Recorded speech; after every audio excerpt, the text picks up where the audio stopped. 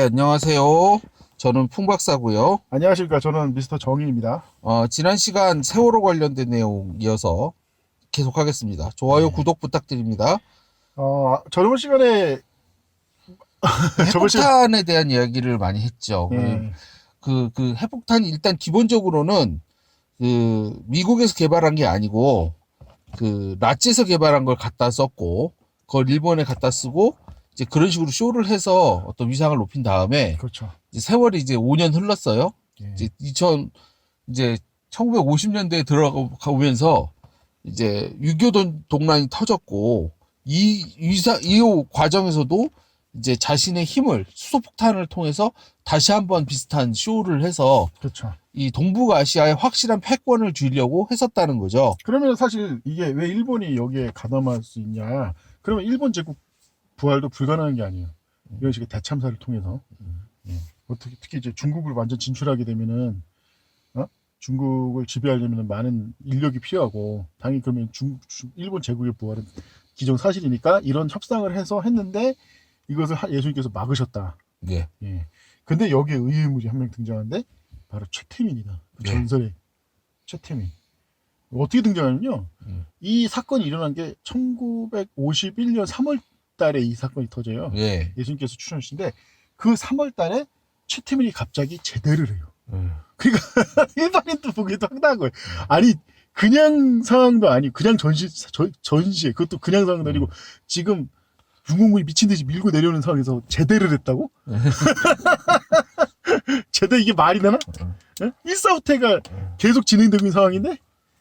근데 이 사람이 제대를 했다 이거예요. 왜? 얘가 아무래도 핵공격을 알고 미리 사전에 알고서 정보를 습득해서 피한 거다. 네. 저는 그렇게 보고. 왜냐면 그 이후에 이 사람의 행적은 뭔가 이상한 게 너무 많다. 이 사람이 왜 죽었는지도 죽은 것도 사실 따지면 진짜 골 잡는 내용이 많은데 뭐 그거는 일단 너무 많지 않으니까. 자, 그래서 이 최태민, 최순실, 박근혜 그리고 관련된 핵 문제 이게 그냥 우연은 아니다. 처음부터. 그래서 여기서부터 우리는 핵 문제가 사실은 시작된 거예요. 예수님이 출연을 통해서 자 예수님께서 그럼 하나님께서 이제 예수님께서 나타나서 이걸 막은 다음에 하나님께서 어떤 일을 하셨냐면 사실은 도무지 미국을 가만 놔두면 안 되겠다는 생각을 하신 것 같다. 그래서 어떤 충격적인 진짜 그 다음 얘기도 충격했긴데 전에도 몇 번 언급한 적인데 소련이 붕괴하면서 핵무기가 유출되잖아요. 예. 상당수 핵무기가 분실돼요. 그 중에 혹은 그 전인지 그 이후인지는 모르겠죠. 그 중에 상당수를 북한이 습득해가지고 그걸 가지고 쿠바에다가 미사일 기지를 건설해서 미국을 대상으로 하는 미사일 그 기지를 만들어서 언제든지 미국을 멸망시킬 수 있는 하나님께 준비를 갖추게 하셨다. 하나님께서. 1960년대에 있었던 쿠바 핵 사태죠. 네, 근데 이제 그 이후에 이제 쿠바 아마 그 이후일 거예요. 북한이 그 이전에는 이제 그때까지는 소련을 기대하고 있다. 소련이 물러나니까 쿠바가 위기감을 느끼고 북한을 끌어들인 게 아니냐는 생각도 드는데 간략하게 말하면 이 근거가 뭐냐? 클린턴이 전쟁을 포기했잖아요, 당시에. 네. 왜 포기했나 봤더니 그 말하잖아요. 아니 1,000만 명만 죽는다, 2,000만 명이 죽는다. 아니 남한 인구인데 남한 인구가 4,000만인데 무슨 2,000만 명이 죽나? 어? 이거는 남한 내가 아니 미국까지 핵공격을 받는다는 가정이 아니면 일어날 수 없는 숫자다. 아무래도 그 내막을 근데 이게 내가 여기서 충격받는 게 대통령이 그걸 몰랐다 이거예요. 대통령조차도 그 현재 북한이 어떤 핵무기를 어디다가 핵미사일 기지를 건설했는지를 몰랐던 게 아니냐. 대통령까지 기만하고 있었던 게 아니냐. 미국 정보 당국이나 이런 애들이. 그러니까 말 그대로 그림자 정부라고 하죠. 뭐 딥스테이트라고 하다는. 네. 얘들이 숨겼던 게 아니라는 생각도 있는데 어쨌든 이것이 왜 그럼 자 여기서 사실 핵심은 원래부터 얘기했던 건 세월호잖아요. 네. 이게 세월호랑 어떻게 연관되어 있냐 이거예요. 네. 예. 여기 등장하는 아까 유병헌이나 이겁니다. 네. 예. 유병헌에 대해서는 어느 정도 알고 계십니까? 글쎄요.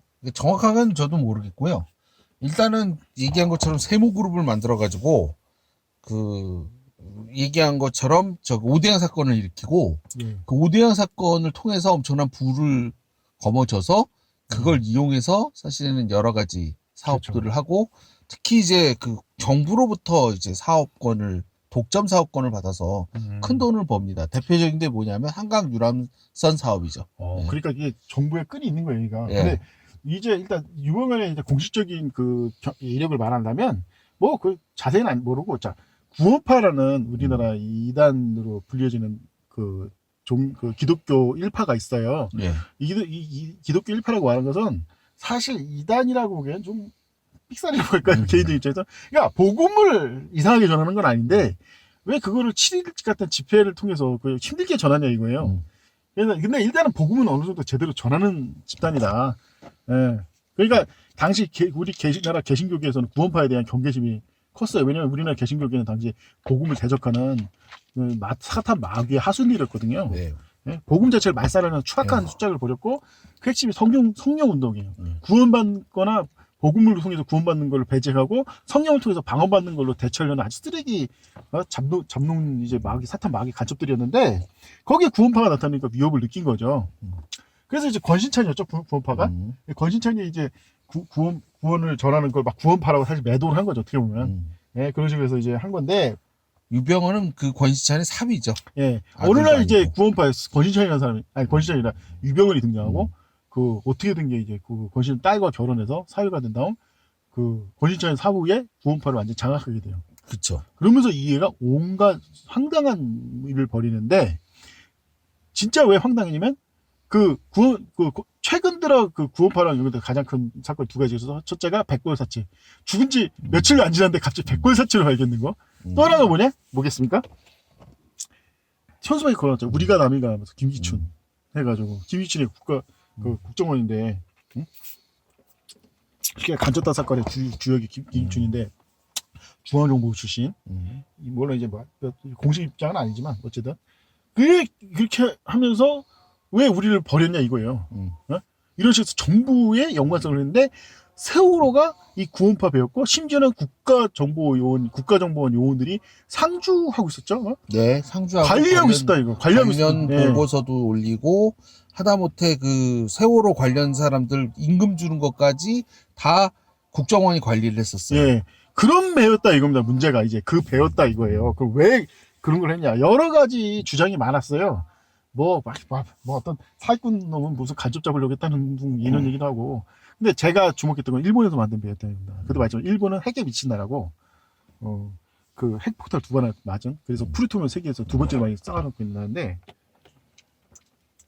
제가 조사하다가 일본 관련된 또 한 사건이 더 있습니다. 구원파 관련해서. 그게 바로 오대양 사건이에요. 네. 오대양 그 집단 자살 사건이 왜 발생했냐, 애초에. 이게 사업이 망해서 발생한 사건이에요. 공식적으로는. 네. 무슨 사업을 하다 망했냐? 일본에서 전자제품 수입하던 게 잘못돼서 사업이 망해서 자살했다 이거예요. 근데 진짜 핵심을 사람들이 간과했던 게 있었습니다. 언제 자살했냐, 이 사람들이. 집단 자살을 언제 했냐. 6.29 선언 직후에 자살해요. 6.29 선언 직후에. 자, 그렇다면 이제 좀 그림이 그려지지 않습니까? 왜? 일본에서 전자제품을 사이비 교단이 수입을 했고, 심지어는 얘네들은 특징이 뭐냐면 구원파랑 직접적 연관 접점을 없애버렸어요. 분명히 그냥 보기엔 정황상 구원파 유병헌이가 시켰어 한데 의도적으로 구원파 특히 세모그룹과는 접점을 없애버렸어요. 그래서 그때 당시 그 유병헌이 세모그룹이 건졌던 거예요. 그런 상황에서 왜 하필이면 6.29 선언 직후에 집단 자살했냐 이거지. 핵심은 그거죠. 도대체 일본에서 뭘 수입했냐 이거. 제가 보기엔 아무래도 애초에 유병헌이 이 중앙정보 당연히 이제 중앙정보 당신 안기부 요원이었고 이 사람을 주도로 해서 이 전두환이가 핵 개발을 하고 있었다. 일본에서 그리고 핵 관련 기술을 수입하는 그 용도로 그냥 쓰다가 6.29 선이 뭡니까 말 그대로 이제 좀 있으면 잘못하면 정권이 뒤집을 판이거든요. 이거 들통나면은 다 죽은 목숨이에요 사실. 그러니까 그 증거 은폐를 위해서 다 암살해버린 거다. 혹은 자살을 뭐 하라고 했든 좀 하여튼 간에 해가지고 다 암살해버리고 끊어버렸다. 그리고 당시에 일본 수입이라는 이 방식이 이어졌던 게 세월호다. 저는 그렇게 보고 있습니다. 예. 예, 지금 세월호의 움직임 루트도 좀 골 때려요. 자, 공식적으로 세월호는 어떻게 운행하는 배죠?